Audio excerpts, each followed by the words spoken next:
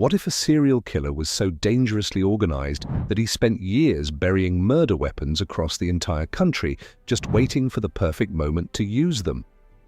No patterns, no victim type, no geographic signature, just pure calculated evil hiding behind the face of a normal, hard-working father. This is the story of Israel Keyes, the serial killer that even the FBI admits they still don't fully understand. Before we get into this chilling story, hit that subscribe button and turn on notifications so you never miss our true crime uploads. Now let's uncover one of America's most terrifying and mysterious killers ever documented. Most serial killers follow patterns. They have preferred victim types, favorite locations, recognizable signatures. Those patterns are exactly what law enforcement uses to identify, track, and ultimately catch them. Israel Keyes had no patterns. He did that deliberately. Between 2001 and 2012, Keyes operated across the entire United States, killing victims who shared absolutely nothing in common with each other. Different ages, different genders, different locations, different methods. He traveled thousands of miles specifically to kill strangers he'd never previously encountered, people chosen entirely at random. He admitted to at least 11 murders before his death, but investigators strongly believe the true number is significantly higher. And because Keyes deliberately destroyed all connecting threads between his crimes, we may never know the complete truth about what he actually did across those 11 terrifying years. What separated Israel Keyes from virtually every other serial killer in American history was his extraordinary level of advanced preparation. Years, sometimes several years, before planning a specific murder, Keyes would travel to remote locations across different states and bury what investigators came to call murder kits. These buried containers held everything he'd need to abduct and kill: firearms, ammunition, cash, zip ties, duct tape, and other tools specifically selected for maximum efficiency. He buried them in forests, near hiking trails, alongside lakes, and in rural areas he'd carefully scouted in advance. He paid for everything in cash. He disabled his cell phone completely during these preparation trips. He used no credit cards, avoided all surveillance cameras, and left absolutely zero digital footprint connecting him to these locations. Then he'd return home to Alaska and wait, sometimes months, sometimes years. When he eventually decided to kill in a particular area, he'd fly to a nearby city, rent a car using carefully prepared documentation, retrieve his buried kit, select a completely random victim, commit the murder, and return home, sometimes within 48 hours. This extraordinary level of planning made Keyes essentially invisible to law enforcement. Police investigate crimes by looking for connections between victims. With Keyes, there were simply no connections to find. Different states, different victims, different methods, different everything. The cases never appeared related because Keyes had engineered them specifically to seem completely unrelated.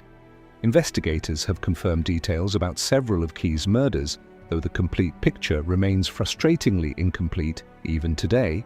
In 2009, Keyes murdered a couple in rural Washington state.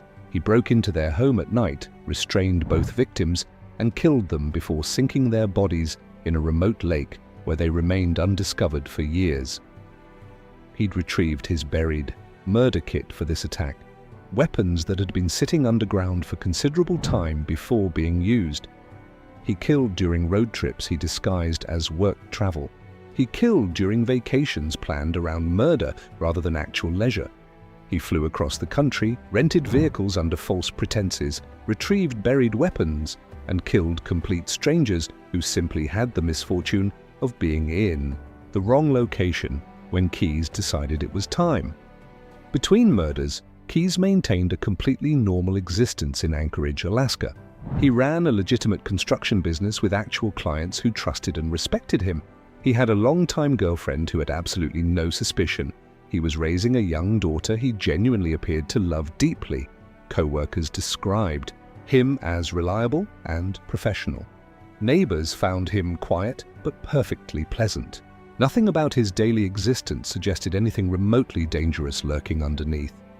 For over a decade, Israel Keyes operated with remarkable discipline. He followed his own carefully constructed rules with near-perfect consistency. Never kill near home. Never establish patterns. Never leave traceable evidence. Then, in February 2012, everything changed. Keyes broke his most fundamental rule.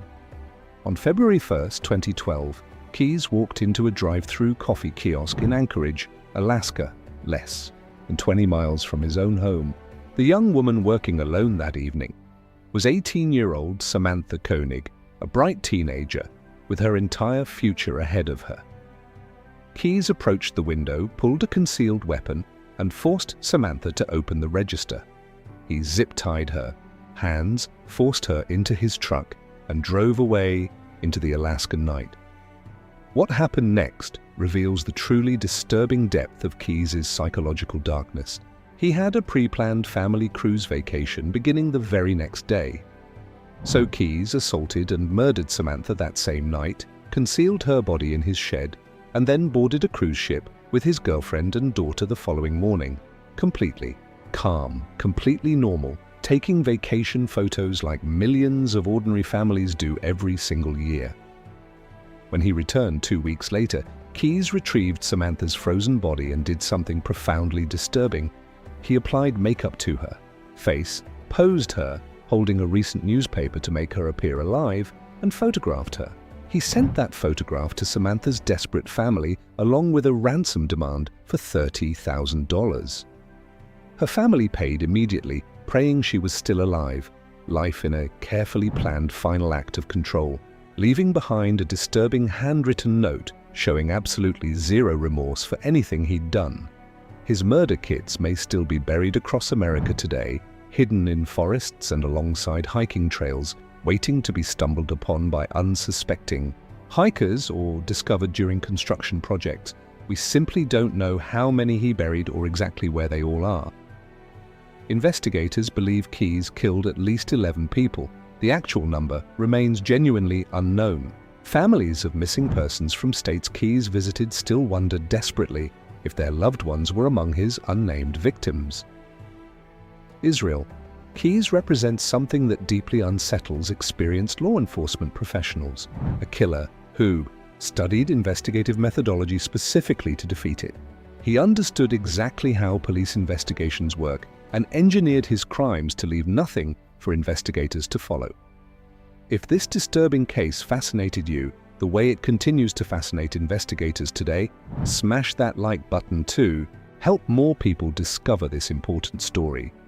Drop a comment telling me which serial killer or true crime case you want covered next. I personally read every single comment. And please subscribe with notifications turned on so you never miss a single upload. Thanks for watching, and I'll see you in the next one.